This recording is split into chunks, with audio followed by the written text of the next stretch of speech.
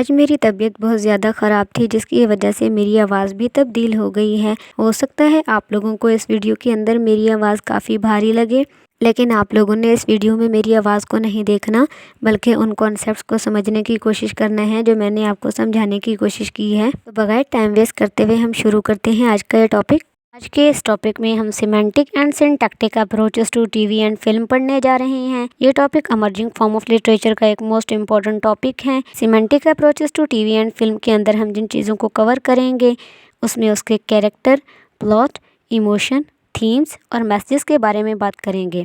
जबकि जो syntactic approaches to TV and film है उसके अंदर हम कवर करेंगे विजुअल, ऑडियो, एडिटिंग, सिनेमेटोग्राफी और पेसिंग को।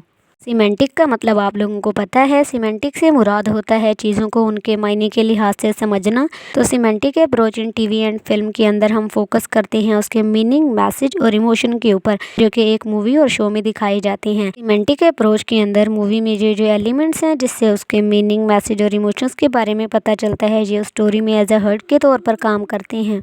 तो इसके अंदर हम ये समझने की कोशिश करते हैं कि स्टोरी के अंदर हमें कितने डीपर मीनिंग दिए जा रहे हैं, हमारे जो कैरेक्टर्स हैं मूवी के अंदर उनके फीलिंग्स क्या हैं, वो हमें क्या सबक सिखाना चाह रहे हैं।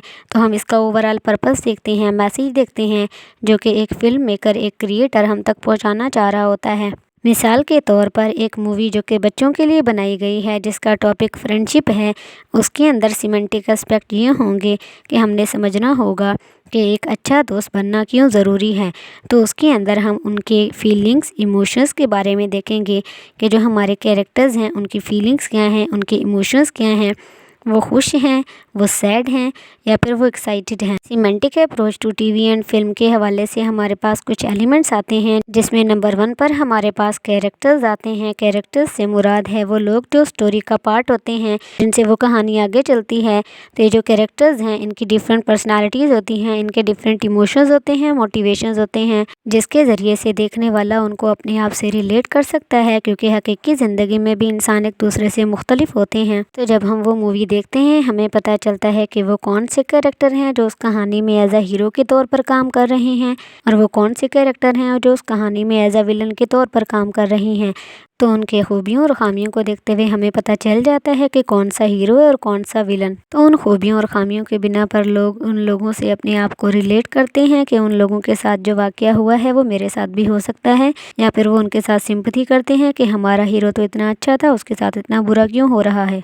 नंबर 2 पर हमारे पास प्लॉट आता है। प्लॉट से मुराद है कि हमारी स्टोरी लाइन, हमारे ये सीक्वेंस ऑफ इवेंट्स जो कि उस कहानी के अंदर इंपॉर्टेंट होते हैं, जो उस कहानी को आगे लेकर चलते हैं। तो इसके अंदर हमारे पास बिगनिंग आता है, मिडल आता है और एंड आता है, जिससे मुराद है कि आपकी कहानी कैसे शुरू हुई थी, कैसे अपने क्लाइमैक्स पे पहुंची और कैसे उसका दी एंड हुआ। तो कहानी के शुरुआत में हमें कुछ कैरेक्टर्स दिखाए जाते हैं। जैसे जैसे कहानी आगे बढ़ती है हमें उन कैरेक्टर्स के चैलेंजेस के बारे में पता चलता है, वो कैरेक्टर ग्रो करते हैं, हमें उनके कॉन्फ्लिक्ट्स के बारे में पता चलता है, आखिर में आकर उन कॉन्फ्लिक्ट्स को सोल्व किया जाता है। एक अच्छी कहानी, एक अच्छा स्क्रिप्ट हमेशा अपने ऑडियंस को शुरू से लेकर आखिर तक एंगेज रखता है। नंबर 3 पर हमारे पास इमोशंस आ जाते हैं। इमोशन से मुराद वो जज्बात हैं जो कि कैरेक्टर्स के जरिए हमें एक मूवी, एक फिल्म के अंदर दिखाए जाते हैं। एक मूवी, एक शो के अंदर इंसानी जज्बात को दिखाना इसलिए ज़रूरी होता है ताकि हमारी ऑडियंस उन कैरेक्टर्स के साथ सिंपैथी कर सके, वो उन कैरेक्टर्स के इमोशन को फील कर सके। ये वो वाहिद चीज़ होती है जो हमारी कहानी को बेहतरीन बनाती है, जिससे ऑडियंस का एंगेजमेंट भी मिल जाता है और मूवी भी हिट हो जाती है।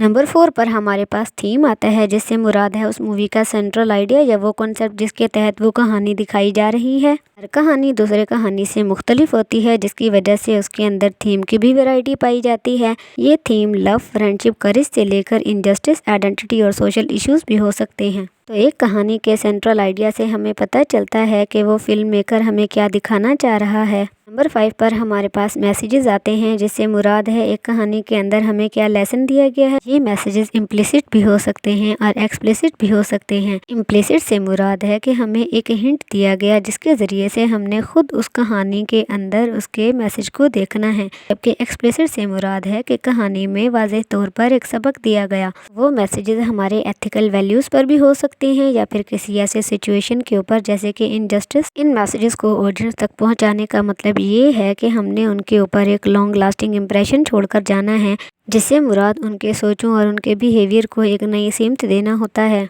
Syntactic approach to TV and film. Language में आप लोगों ने पढ़ा होगा सिंटैक्स का मतलब एक सेंटेंस का स्ट्रक्चर होता है। इसी तरह से जब हम उस सिंटैक्स को ड्रामास और फिल्म के अंदर देखते हैं तो उससे मुराद होता है उस फिल्म का स्ट्रक्चर, जिससे मुराद है वो मूवी दिखने में कैसी थी, उसकी साउंड क्वालिटी कैसी थी, उसके अंदर सीन्स को कैसे ऑर्गेनाइज किया गया था। तो ये 3 एलिमेंट्स उस कहानी के अंदर बिल्डिंग ब्लॉक के तौर पर काम करते हैं। तो उस मूवी की बनावट में जिन चीज़ों का अहम किरदार होता है उसमें सबसे पहले हमारे पास विजुअल एस्पेक्ट्स आते हैं, जिससे मुराद है उस मूवी के अंदर कलर्स का इस्तेमाल कैसे किया गया था, उन चीज़ों की शेप कैसी रखी गई थी, कौन से कैमरा एंगल का इस्तेमाल किया गया था और सीन्स को एक दूसरे के साथ कैसे जोड़ा गया था। नंबर 2 पर हमारे पास साउंड इफ़ेक्ट आते हैं, जिससे मुराद है उस कहानी के अंदर किस तरह का म्यूज़िक इस्तेमाल किया गया था, जो कैरेक्टर्स के डायलॉग थे उसके अंदर कोई स्पीच एरर तो नहीं आ रहा था। तो इन सिंटैक्टिक एलिमेंट्स का इस्तेमाल करते हुए उस मूवी को ऑर्गेनाइज किया जाता है, जो ऑडियंस के अंदर जोश पैदा करती हैं। इसके एलिमेंट्स के ज़रिए से हम इसको फर्दर डिटेल में पढ़ते हैं, जिसमें हमारे पास नंबर 1 पर विजुअलाइजेशन आता है, जिससे मुराद है एक मूवी के अंदर कौन सी सेटिंग रखी गई थी, कैरेक्टर के कॉस्ट्यूम कैसे थे, कौन से स्पेशल इफ़ेक्ट उसके अंदर इस्तेमाल किए गए, उसके अंदर कलर्स को कैसे दिखाया गया और जो उसकी ओवरऑल लुक थी वो कैसी थी। एक फ़िल्म के अंदर इन सारी चीज़ों का इस्तेमाल इसलिए किया जाता है ताकि ऑडियंस को इमोशनली उस फिल्म के साथ अटैच किया जा सके। नंबर 2 पर हमारे पास ऑडियो आता है, जिससे मुराद वो तमाम आवाज़ें हैं जो हमें एक मूवी के अंदर सुनाई देती हैं, जिसके अंदर म्यूज़िक, साउंड इफ़ेक्ट और डायलॉग शामिल है। डायलॉग के अंदर हमें इंसानी आवाज़ें सुनाई देती हैं, जबकि म्यूज़िक के अंदर हमें कोई मेलोडियस आवाज़ सुनाई देती है। साउंड इफ़ेक्ट के अंदर हमें एक ऐसी आवाज़ सुनाई देती है जो सीन के हवाले से होती है। फॉर एग्ज़ाम्पल, अगर हमारे पास एक सीन लव का होगा तो उसके अंदर जो म्यूज़िक इस्तेमाल किया जाएगा, जो साउंड इफ़ेक्ट इस्तेमाल किए जाएंगे वो लव के हवाले से होंगे। लेकिन अगर एक सीन जिसके अंदर एक टेंस सिचुएशन दिखाई गई है, उसके अंदर म्यूज़िक और साउंड इफ़ेक्ट जो होंगे वो काफ़ी टेंस होंगे, जो कि ऑडियंस के अंदर टेंशन बिल्ड करेंगे। नंबर 3 पर हमारे पास एडिटिंग आता है, जिससे मुराद है कि हमने सीन्स के सीक्वेंस को कैसे रखा है, क्योंकि एक फ़िल्म को डिफरेंट जगहों पे शूट किया जाता है तो उसके हर सीन को एक ऑर्गेनाइज तरीके से ऑडियंस के सामने पेश करना ज़रूरी होता है, क्योंकि इससे हमारी कहानी के अंदर रिदम पैदा होता है, हमारी कहानी फ्लो में चलती है, क्योंकि हर सीन के अंदर डिफरेंट इवेंट दिखाए जाते हैं जो ऑडियंस को अपने साथ इंगेज रखते हैं। इससे हमारी कहानी का ओवरऑल स्ट्रक्चर बनता है, जिसके ज़रिए से वो कहानी नरेट की जाती है। नंबर 4 पर हमारे पास सिनेमेटोग्राफी आता है, जिसके अंदर हमें ये दिखाया जाता है कि डिफरेंट सीन्स को कैसे शूट किया गया था। तो इसके अंदर कैमरा एंगल, फ्रेमिंग, मूवमेंट और कंपोजिशन का ध्यान रखा जाता है। इन सिनेमेटोग्राफिक प्रिंसिपल्स का इस्तेमाल एक सीन के अंदर इसलिए दिखाया जाता है ताकि हमारी ऑडियंस का एंगेजमेंट उस सीन से बरकरार रहे। नंबर 5 पर हमारे पास पेसिंग आता है, जिससे मुराद है एक कहानी के अंदर उन सारे इवेंट्स का फ्लो के अंदर चलना, जिसके ज़रिए से हमें कहानी के बारे में पता चलता है। कहानी के अंदर इवेंट्स का फ्लो इसलिए लाजमी होता है ताकि ऑडियंस को उस कहानी के साथ इंगेज किया जा सके। तो टीवी शोज़ और मूवी के अंदर इन दोनों अप्रोचेस का इस्तेमाल एक साथ इसलिए किया जाता है ताकि लोग उन टीवी शोज़ और मूवीज़ को एंजॉय कर सकें। जो सिंटैक्टिक एलिमेंट्स हैं वो हमें उस मूवी के स्ट्रक्चर और स्टाइल के बारे में बताते हैं, जबकि सिमेंटिक एलिमेंट्स का इस्तेमाल करते हुए हम ये समझने की कोशिश करते हैं कि हमारे पास कहानी के अंदर जो कुछ दिखाया गया है उसका मतलब वही है या फिर उसके अंदर कोई हिडन मीनिंग छुपा हुआ है।